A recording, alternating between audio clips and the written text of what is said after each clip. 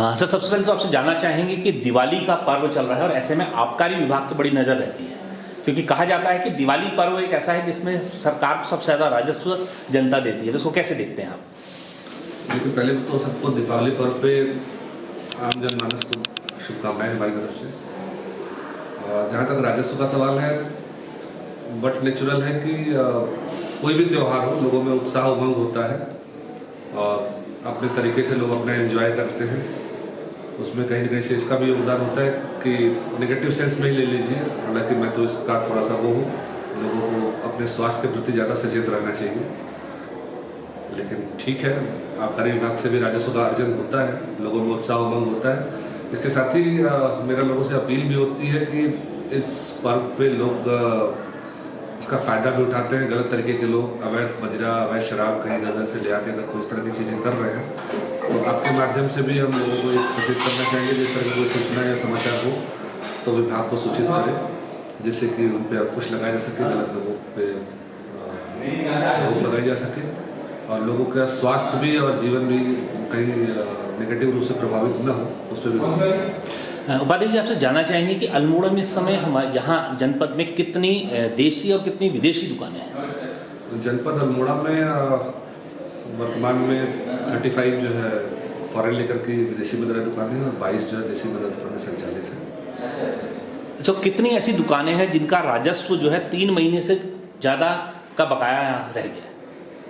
नहीं, हमारे यहाँ ऐसी कोई दुकान है जिनका राजस्व 3 महीने से ज़्यादा का बकाया हो। उस 3 महीने की सीमा में ही राजस्व, कुछ दुकानें ऐसी हैं, 3-4 दुकानें प्रॉब्लमेटिक चल रही हैं, कुछ रीजन से काफ़ी समय से वो चल रही हैं।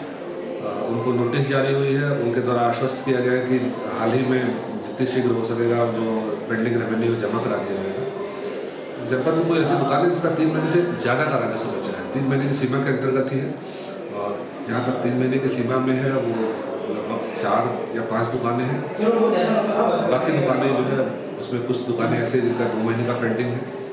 और चूँकि इस वित्तीय वर्ष में राजस्व लक्ष्य भी ज़्यादा दिया गया है, मदिरा कोटा भी बढ़ गया है, लाइसेंसियों की अपनी कुछ समस्याएं हैं जिसके बारे में शासन स्तर पे, विभाग स्तर पे समीक्षा हुई है, डिस्कशन हुआ है कि इसको कैसे समाधान किया जाए, जैसे कि पूर्ण राजस्व समय से जमा कराया जा सके। अच्छा, एक चीज़ जानना चाहेंगे आपसे कि कुछ ऐसे बकायेदार हैं आपके जो पुराने 17-18 से चलते आ रहे हैं, वो बकायेदार अभी भी आज बकायेदारों की सीमा में हैं, वो कौन लोग हैं ऐसे और उनसे वसूली के लिए क्या नियम आपने बनाया?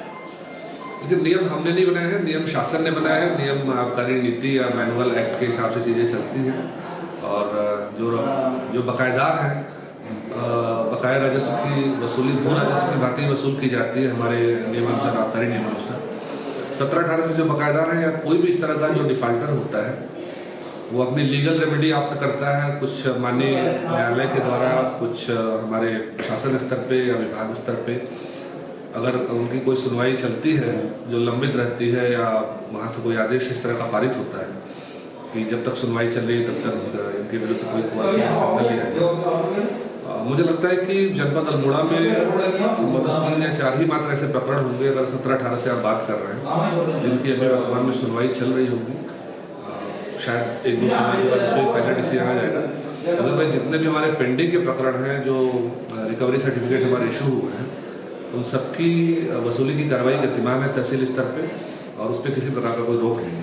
अच्छा, सबसे बड़ी बात जो है सुनने में आ रही है कि जो देसी की दुकानें हैं उनको माल नहीं मिल पा रहा है, तो ऐसी क्या वजह है और कितना समय ऐसा हो गया कि उनको अभी तक माल नहीं मिल पा रहा है? देखिए, देशी शराब का एक थोड़ा सा कंसर्न है हमारे यहाँ कुमाऊँ जनपद, कुमाऊँ मंडल में, अधिकांश जनपदों में। बाजपुर आसवनी की जो उधमसिंह नगर जनपद में है, उसकी एक मदिरा है, देशी मदिरा, वो सप्लाई की जाती है लोगों में। जो देसी मदिरा के वो हैं उनमें पसंद की जाती है। बाजपुर आसवनी द्वारा बताया गया है कि उनके यहाँ कुछ अपनी इंटरनल प्रॉब्लम चल रही है, इसलिए शराब रुक के आ रही है।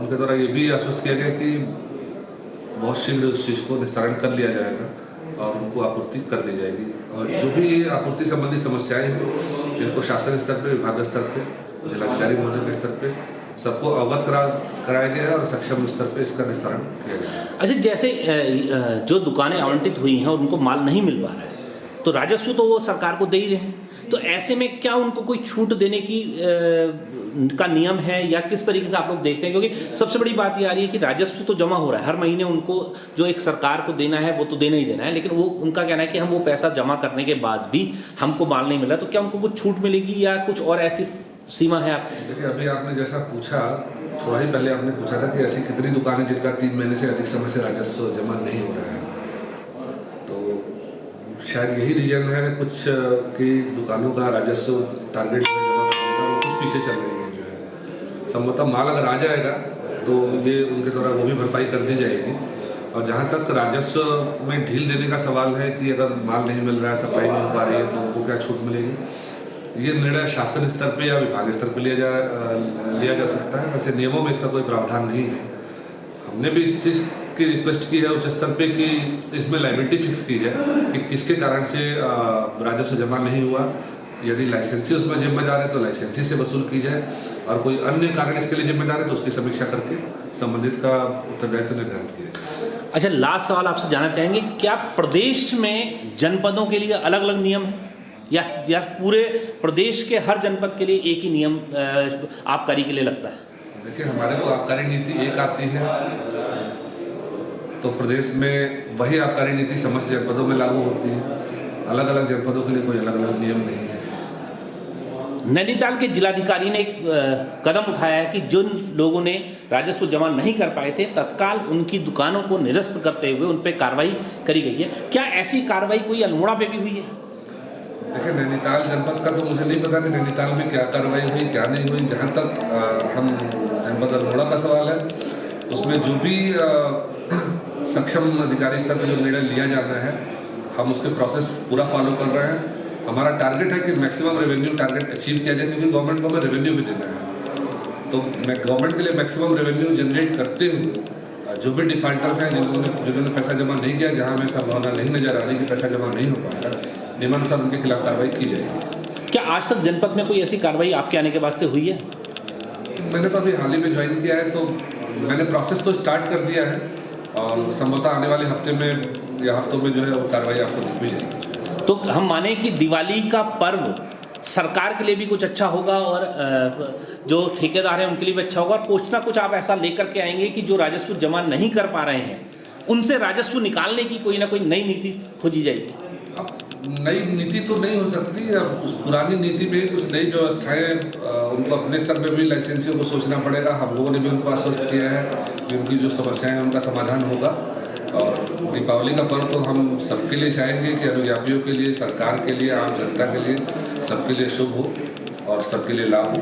यही है हमारी शुभकामनाएं। सब दीपावली पे हम यही अपनी शुभेच्छा व्यक्त कर सकते हैं।